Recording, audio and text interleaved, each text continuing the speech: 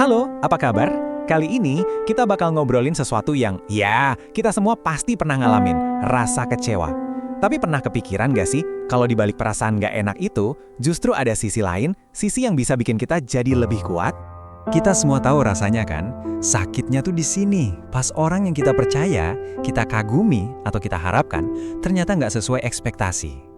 Pertanyaannya, kenapa sih rasanya tuh personal banget dan nusuknya dalam banget?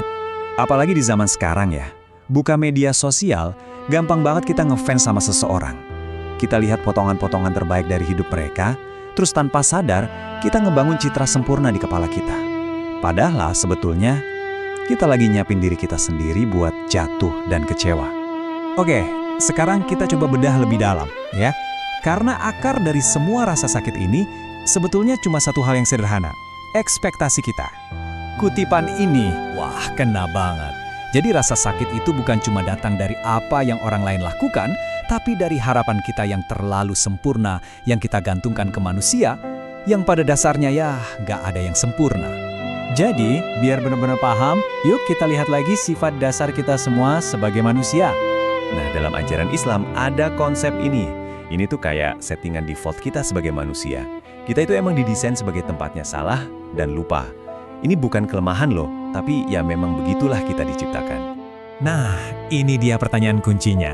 Kalau kita sadar diri kita ini mahalul khata wan nisyan, tempatnya salah dan lupa, kenapa kita kaget, marah, dan sakit hati pas orang lain nunjukin sifat yang sama?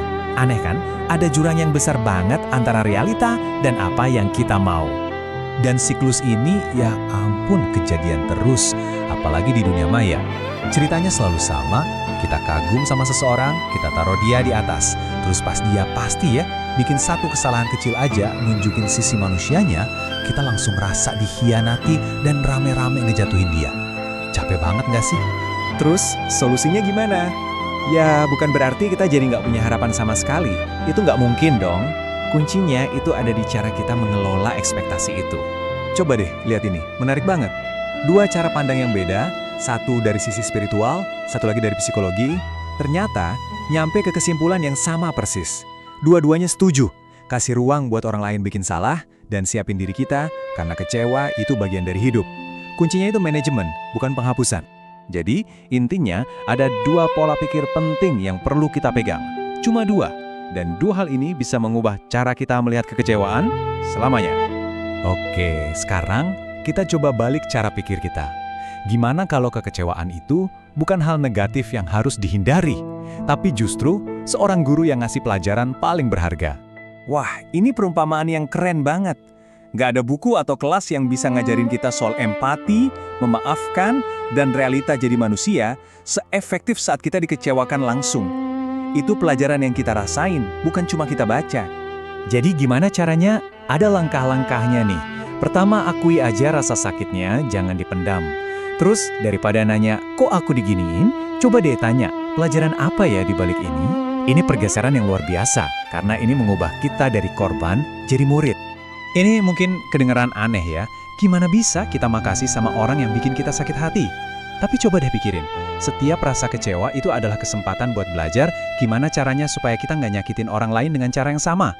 Mereka itu secara nggak langsung ngasih kita peta buat jadi versi diri kita yang lebih baik. Oke, jadi kita udah bahas banyak hal.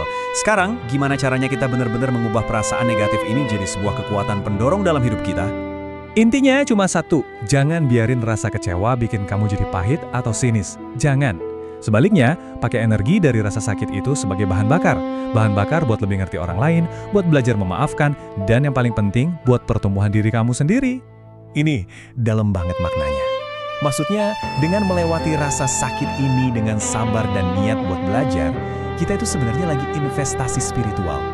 Kita mengubah pengalaman yang tadinya menyakitkan, jadi sesuatu yang punya nilai lebih tinggi dan abadi. Aku mau tinggalin kamu dengan pertanyaan ini. Coba deh, ingat-ingat lagi pengalaman dikecewakan yang paling sakit buat kamu. Daripada yang lihat itu sebagai luka, gimana kalau kamu coba lihat itu sebagai pelajaran paling penting yang pernah kamu dapat? Apa yang diajarin ke kamu? Coba renungkan ya. Sampai ketemu di pembahasan selanjutnya.